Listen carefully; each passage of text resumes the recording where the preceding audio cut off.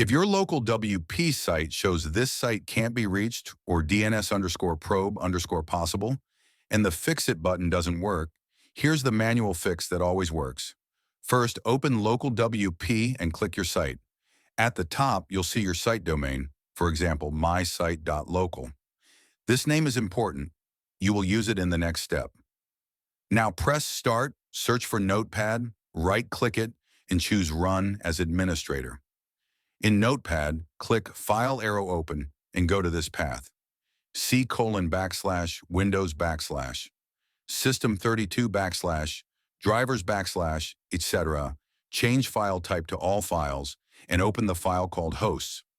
At the bottom, add this line, 127.0.0.1 mysite.local. Important, replace mysite.local with your own site name from LocalWP. 127.0.0.1 always means your own computer.